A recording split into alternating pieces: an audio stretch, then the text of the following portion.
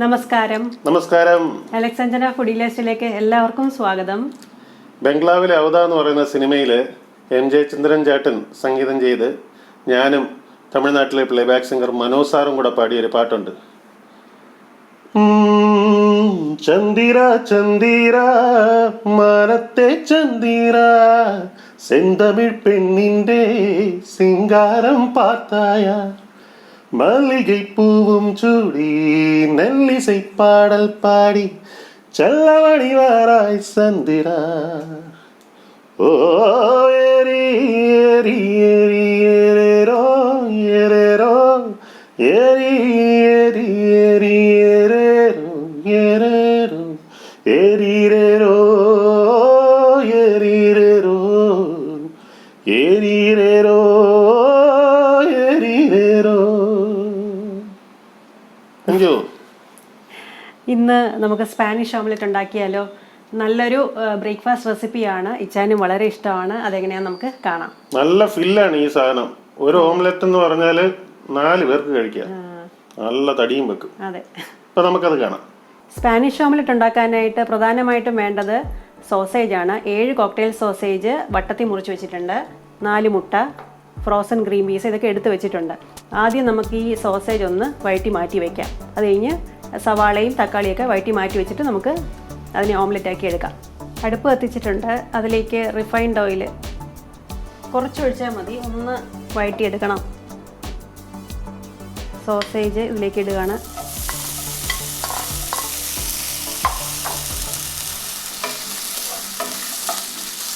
ഒന്ന് ലൈറ്റായിട്ടൊന്ന് കുക്കായാൽ മതി.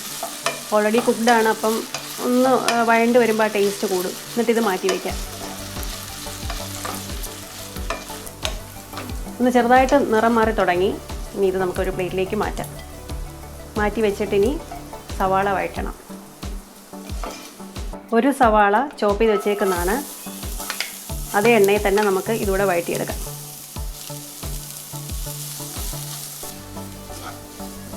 ആ ഒരു പച്ച മണമൊക്കെ മാറി ഒന്ന് ലൈറ്റ് ബ്രൗൺ ആയി തുടങ്ങുമ്പോഴത്തേക്കും ഇത് മാറ്റി വെക്കാം. പെട്ടെന്ന് തന്നെ ആയി കിട്ടും. വേണമെങ്കിൽ അല്പം ഉപ്പും കൂടെ ചേർത്ത് കൊടുക്കാം.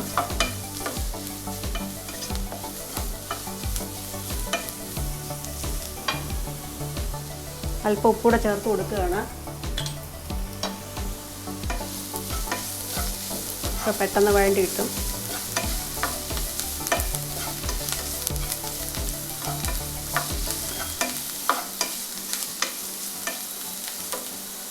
ഇനി ഞാൻ 3 പച്ചമുളക് വട്ടത്തിൽ മുറിച്ചത് ഇടുകയാണ്.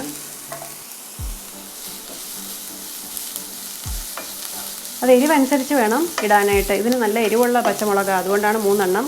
എരിവ് കുറവാണെങ്കിൽ 5 എണ്ണമൊക്കെ എടുക്കാം. ഇതല്ലാന്നുണ്ടെങ്കിൽ ചില്ലി സോസ് ചേർക്കാം. അതൊക്കെ നമുക്ക് മാറ്റി മാറ്റി ചെയ്യാവുന്നതാണ്. ഇതൊന്ന് വഴണ്ട് വരുമ്പോൾ നമുക്കത് മാറ്റി വയ്ക്കാം. അങ്ങനെ സവാളയും പച്ചമുളകും കൂടെ ഏകദേശം വഴണ്ടു. അത് നമുക്ക് ഒരു പ്ലേറ്റിലേക്ക് മാറ്റി വയ്ക്കാം.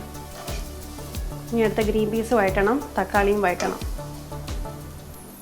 അല്പം എണ്ണയും കൂടെ ഒഴിച്ചു കൊടുക്കുകയാണ്. ഗ്രീൻ പീസ് വഴറ്റണം. ഇത് ഫ്രോസൺ ഗ്രീൻ പീസാണ്. 1/4 കപ്പ് എടുത്ത് വെച്ചിട്ടുണ്ട്. അതുകൊണ്ട് കുക്കാവാനൊന്നും ടൈം ആവശ്യമില്ല. ജസ്റ്റ് ഒന്ന് വഴറ്റി മാറ്റി വെക്കാം.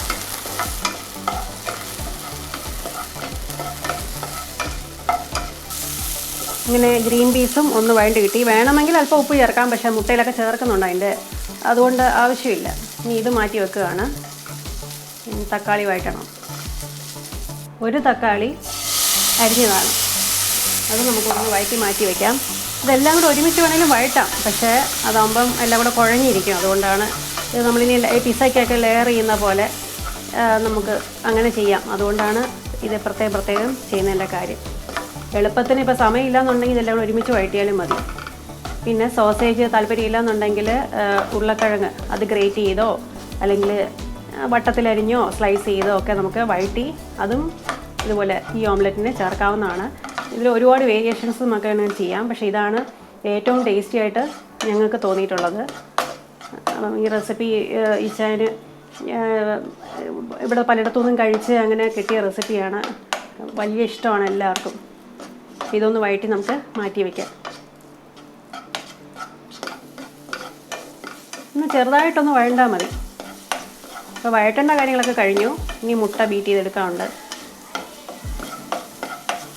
അങ്ങനെ തക്കാളിയും ആവശ്യത്തിന് വഴണ്ട് കഴിഞ്ഞു. ഒരുപാട് വഴറ്റേണ്ട കാര്യമില്ല. ഇത് നമുക്ക് പ്ലേറ്റിലേക്ക് മാറ്റാം.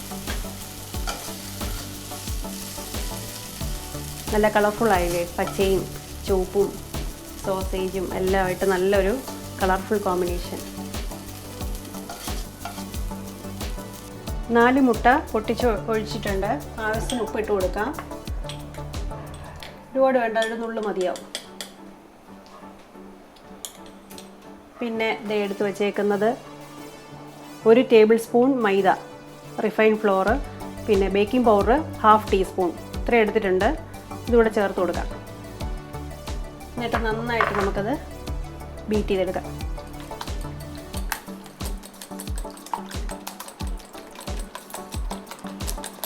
നല്ലപോലെ അടിച്ച് പതപ്പിച്ച് നല്ല ഫ്ലഫി ആക്കി എടുക്കുക.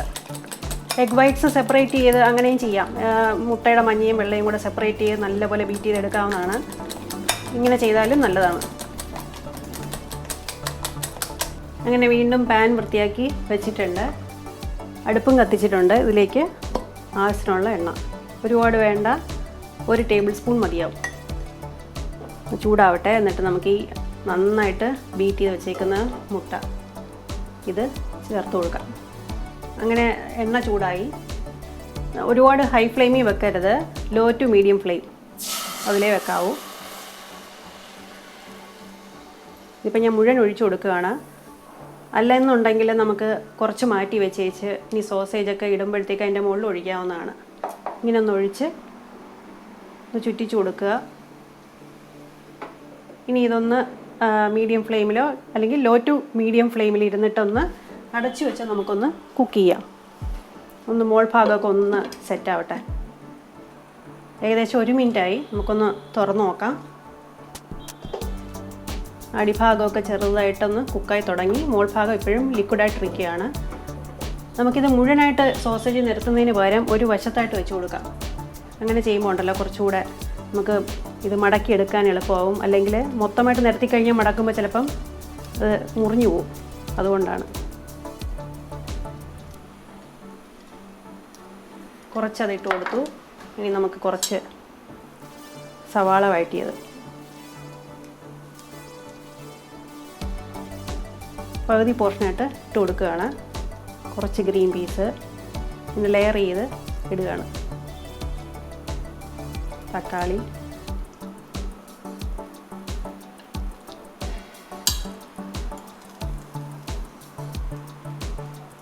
വീണ്ടും നമുക്ക് കുറച്ച് സോസേജ് ഇട്ട് കൊടുക്കാം.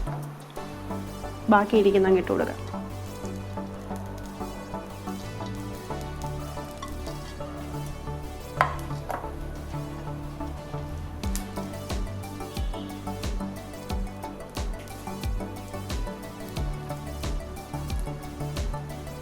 തക്കാളിയും ഇതെല്ലാം കൂടെ ബാക്കി അങ്ങ് ഇട്ട് കൊടുക്കാം.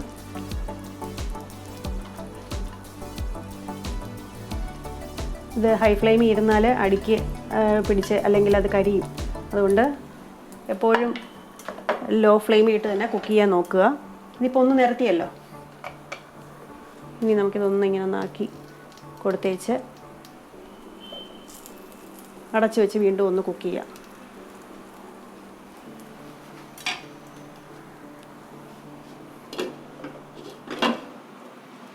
ലോ ഫ്ലെയിമിൽ ഇരിക്കട്ടെ. ഒന്നുകൂടെ ഒന്ന് സെറ്റായിട്ട് നമുക്കത് മടക്കി കൊടുക്കാം. അങ്ങനെ ഏകദേശം 1 മിനിറ്റ് കൂടെ കഴിഞ്ഞു. നമുക്ക് നോക്കി നോക്കാം. സൈഡൊക്കെ ദേ ചെറുതായിട്ട് ഫ്രൈഡായിട്ട് വരുന്നുണ്ട്. ഇനിയിപ്പോൾ അതൊക്കെ ഇതൊന്ന് മടക്കി കൊടുക്കാം.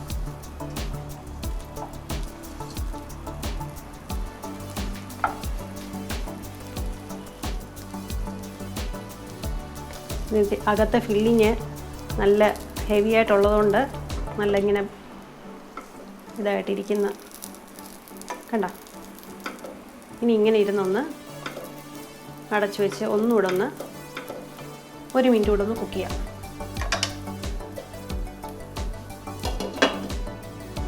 ഇപ്പം ഇതിനകത്തുള്ള ഫില്ലിങ്ങോട്ട് യോജിക്കാൻ വേണമെങ്കിൽ മുട്ട ബീറ്റിൻ്റെ കുറച്ച് മാറ്റി വെച്ചിട്ട് ഇവിടെ കൂടെ ഇങ്ങനെ ഒഴിച്ചു കൊടുക്കാം.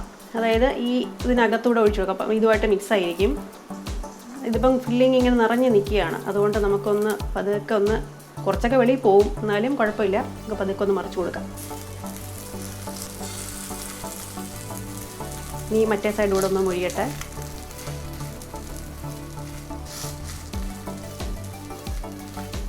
അങ്ങനെ ഏകദേശം 1-2 മിനിറ്റ് കൂടെ കഴിഞ്ഞിട്ടുണ്ട്.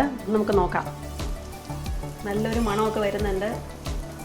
മുട്ടയും അകത്തെ ഫില്ലിങ്ങും സോസേജും ഒക്കെ ആയിട്ട് നല്ല പോലെ കുക്കായി നല്ലൊരു കളറും ഒക്കെ വന്നിട്ടുണ്ട്. നല്ല മണവുമാണ്.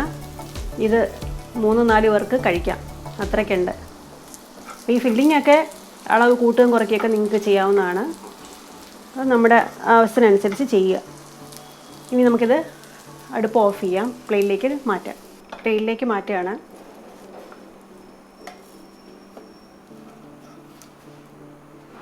എങ്ങനെയുണ്ട്? നല്ല ഭംഗിയില്ലേ കാണാൻ? അങ്ങനെ എളുപ്പം തന്നെ സ്പാനിഷ് ഓംലെറ്റ് റെഡി ആയിട്ടുണ്ട്. നമുക്ക് ഇഷ്ടമുള്ള സോസേജും ഗ്രീൻ പീസും ഒക്കെ വെച്ചാണ് ചെയ്തിരിക്കുന്നത്.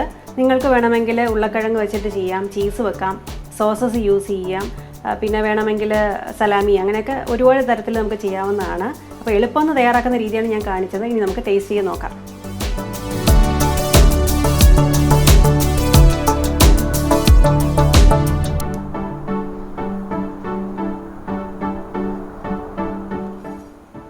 ഇത് കഴിക്കാൻ വേണ്ടിയിട്ട് നമുക്കൊന്ന് മുറിച്ചെടുക്കാം.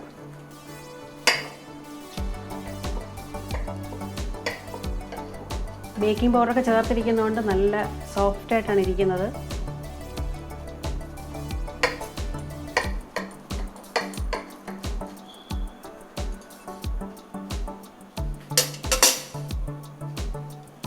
പീസ് നമ്മൾ കേക്കൊക്കെ മുറിച്ചെടുക്കുന്ന പോലെ തന്നെ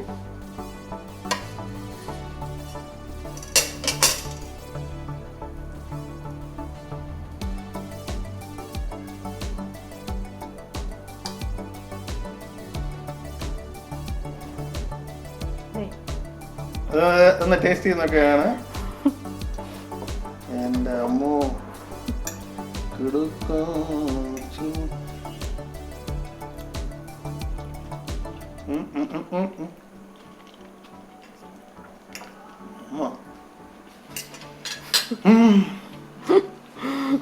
I'm in Spain. സൂപ്പർ മോളെ. ഇത് കഴിക്കണം കേട്ടോ. ഇത് ഒരാൾക്കൊന്നും, ഇതൊരു 4 പേർക്ക് കഴിക്കാനൊക്കെ. നല്ല പഫ്ഡ് അപ്പ്, ഇതിന്റെയൊക്കെ നല്ല ആരോമയൊക്കെ വരുന്നത് നല്ല ഉഗ്രനായിരിക്കും. അറിഞ്ഞില്ലാന്നുണ്ടെങ്കിൽ ബ്രെഡോ വേറെ എന്തെങ്കിലും ബ്രെഡൊന്നും വേണ്ട, ഇത് മതി. നടക്കാൻ പോലും ഒക്കെ അല്ലേ, സൂപ്പർ ആയിരിക്കും. എല്ലാവർക്കും ഈ വീഡിയോ ഇഷ്ടപ്പെട്ടെങ്കിൽ ലൈക്ക് ചെയ്യുക, സബ്സ്ക്രൈബ് ചെയ്യുക, ഷെയർ ചെയ്യുക, ഉണ്ടാക്കി നോക്കിയിട്ട് എൻ്റെ ഫീഡ്ബാക്ക് അറിയിക്കുക. Thanks for watching. ബൈ.